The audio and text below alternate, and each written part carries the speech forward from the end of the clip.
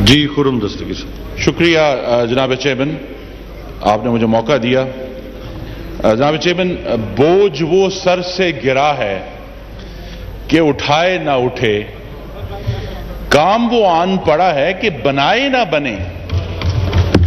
काम नहीं बन रहा जनाब स्पीकर, क्योंकि पहले हमने इस कागज के महल को डिबेट किया है जिसको बजट कहा गया, और अब ये रेत की फसील आ गई है फाइनेंस बिल, और हमें कहा जा रहा है कि जी आप इस पर बात करें। जनाब स्पीकर, हम क्या बात करें, क्योंकि ये दोनों दस्तावेजात इस हुकूमत के फिक्री दिवालियापन का इश्तिहार है। और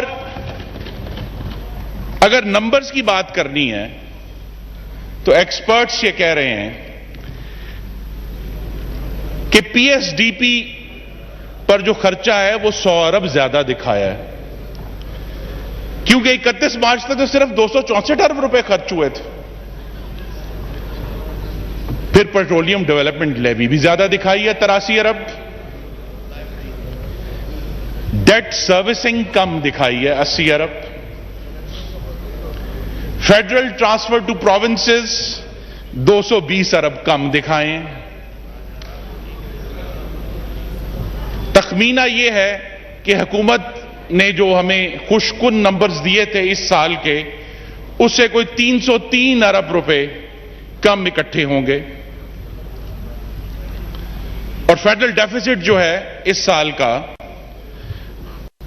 उसमें 283 अरब का इजाफा होगा, और माहिरीन के मुताबिक इस साल का डेफिसिट 3860 अरब होगा, जो कि 8.1% है। और अगले साल की कहानी, आईएमएफ का प्रोग्राम सस्पेंडेड है, 496 अरब की बजटरी सपोर्ट है, और बजटरी सपोर्ट के लिए मैं वाजे कर दूं, अभी परमिशन लेनी है आईएमएफ से कि क्या उनका दिए हुए जो सपोर्ट है वो बजट की सपोर्ट के लिए इस्तेमाल हो सकती है या नहीं हो सकती। हमें कहा जाए 5938 अरब का अगले साल रेवेन्यू होगा। जनाब स्पीकर, नहीं होगा, क्योंकि सिर्फ सेल्स टैक्स पे कहा है 30% बढ़ेगा, और जिसकी यहां बात हुई है मैं इसको दोहराना चाहता हूं कि इस फाइनेंस बिल में जो टैक्सेशन है उसका 70% इनडायरेक्ट टैक्सेशन है, सिर्फ 30% डायरेक्ट टैक्सेशन है। अब 70% इनडायरेक्ट टैक्सेशन का मतलब है कि आप गरीब के गिर्द फंदा, उसके गले के गिर्द, मजदूर के गिर्द, मेहनतकश के गिर्द, उस्ताद के गिर्द, मुतवस्सित तबके के गिर्द फंदा तंग करी जा रहे हैं। और फिर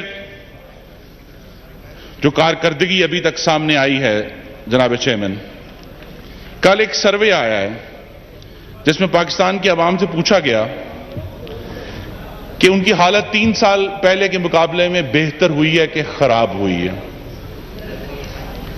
पाकिस्तान के गरीब जो नैनमस हैं कि उनकी हालत खराब हुई है, लेकिन अमीर कह रहे हैं हमारी हालत बेहतर हुई है।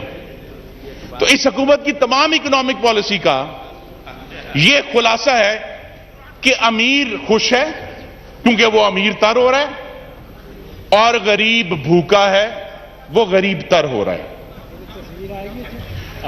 और जनाब चेयरमैन, ये बड़ा संजीदा मामला है कि इस बजट का जो दिल है वो सेल्स टैक्स में 383 अरब का इजाफा है। गालिबन 80 से 85 अरब वापस लिया जनाब वजीर खजाना ने, लेकिन आपने सेल्स टैक्स किससे लेना है? कराची की सनत तो पिछले 2 हफ्तों से बंद पड़ी है, गैस नहीं है। आज से पंजाब और खैबर पख्तूनख्वा की सनत बंद हो रही है, सीएनजी बंद हो रहे हैं क्योंकि गैस नहीं है। तो जनाब स्पीकर, इन दोनों दस्तावेजात में असल में इस हुकूमत की नालायकी का कोई इलाज नहीं है, जो किसी के पास नहीं है, क्योंकि वो कंजेनिटल है। ये जो मिसमैनेजमेंट है ये कंजेनिटल है। और हमें कहा कि जी बहुत बंपर हो रहे हैं चीजें, टेक्सटाइल का बड़ा बंपर बूम आया है। टेक्सटाइल के बंपर का हाल यह है कि कराची में एक एसोसिएशन ने धमकी दे दी कि अगर आप हमें गैस ना दी तो हम अपनी सनतें उठाकर ले जाएंगे इस मुल्क से। ये कौन सा बंपर है? कहते हैं जी गंदम की बंपर क्रॉप हुई है, और फिर खुद जनाब वजीर खजाना ने कहा कि जी हम 10 लाख टन गंदम मजीद मंगवाएंगे। हमें कहा जी चीनी बड़ी बंपर हुई है, 3 लाख टन की इजाजत गालिबन कल दी है कि इंपोर्ट होगी। और यह बात नहीं बताते किसी को कि इस साल जो गुजरा है उसमें कपास की पिछले 30 साल में खराब तरीन फसल हुई है, 5.7 मिलियन बेल्स। और कितनी इंपोर्ट की है इन्होंने, यह बताएं हमें कि उस खराब कपास की फसल की वजह से, जिस पर हमारी टेक्सटाइल सनत का दारो मदार है, कितने बिलियन डॉलर्स की कॉटन इंपोर्ट हुई है जी बाहर से? नहीं बताएंगे। और ज़राअत की कहानी यहां बता दी गई है, मैं उसको दोहराऊंगा नहीं। लेकिन एक तोहफा जो इस बजट ने दिया है कि ट्रैक्टर बनाने वालों ने पाकिस्तान में कहा है जी ट्रैक्टर 3-3 लाख महंगा हो गया।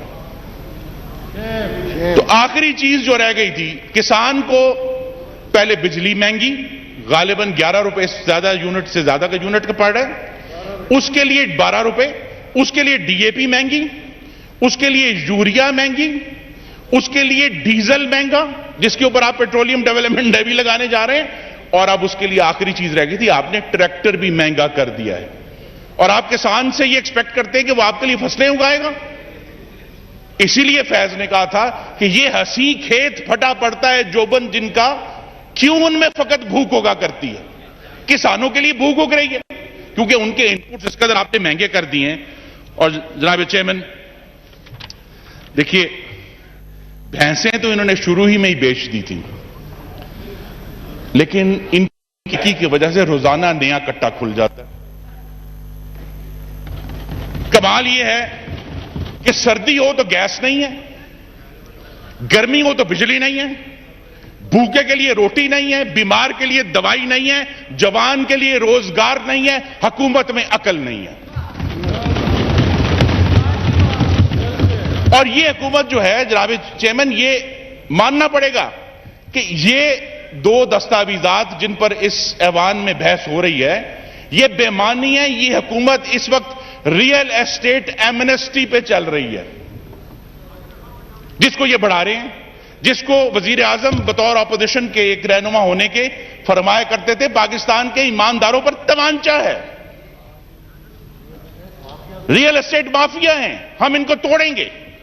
लेकिन सबसे बड़ी बैसाखी जिसकी बुनियाद पे कहते हैं जी फील गुड हो रहा है। भाई फील गुड कैसे होगा अगर आटा 85 रुपए किलो है? सीमेंट की चपातियां खिला के तो भूखों को नहीं आप खिला सकते ना, क्या करेंगे आप उनको? और जनाब चेयरमैन, अब जब कराची की सनत बंद है, आज से पंजाब और केपी भी बंद है, तो फिर ये फाइनेंस बिल क्या कह रहा है? ये फाइनेंस बिल जनाब चेयरमैन महंगाई की सुनामी ला रहा है।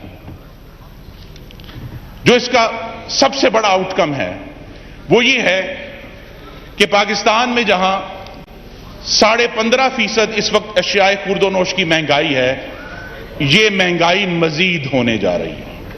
ये पैगाम दे रहा है ये फाइनेंस बिल। और जो लोग कहते थे आपने क्या किया,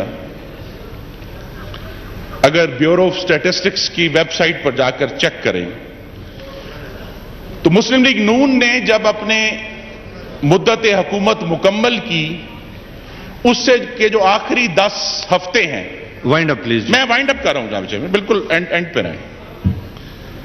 उसमें पाकिस्तान के गरीब तरीन लोगों के लिए जो सेंसिटिव प्राइस इंडेक्स है, उसकी औसत है -0.5।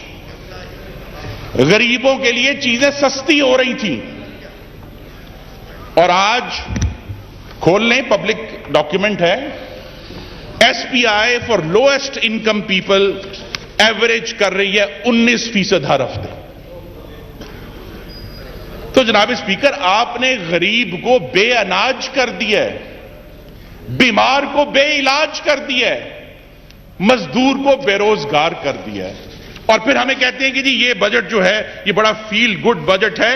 जनाब स्पीकर, ये फाइनेंस बिल बेइलाज मौत की सुनामी है। थैंक यू जी। मैं लास्ट मिनट जनाब चेयरमैन, ये फाइनेंस बिल भूख की सुनामी है, ये फाइनेंस बिल गुर्बत की सुनामी है। और अगर उस्मान काकड़ का जो लाखों का जनाजा हुआ है उसने एक बात साबित की है, और मैं शेर से अपना खत्म कर रहा हूं अपनी तकरीर जी। थैंक यू आपकी जी जी जी। Minister for finance Shaukat Tarin साहब जी। इसका फाइनेंस खुरम दस्तगीर, इसका फाइनेंस के साथ क्या है? थैंक यू जी। जी minister for finance Khurshid Shaukat Tarin साहब जी। सर इनका शौक पूरा करने दें, इनको जी शेर पढ़ने खुरम दें। दस्तगीर साहब सिक्योर इंटेलिजेंस जी। आपकी जी खुरम दरख्वास्त है। दस्तगीर साहब बहुत जी। मेहरबानी जी, क्योंकि जब आप लोगों का गला दबाएंगे, लोगों को जेलों में डालेंगे, जर्नलिस्ट पर गोलियां मरवाएंगे, लेकिन उस्मान काकड़ का जनाजा लाखों में होगा।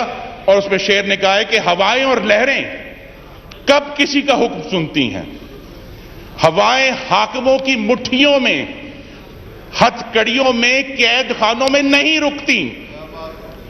जब ये लहरें रोकी जाती हैं, दरिया कितना भी पुरसकूं हो बेताब होता है, और इस बेताबी का अगला कदम सैलाब होता है। पाकिस्तान जिंदाबाद। थैंक यू जी। Minister for finance and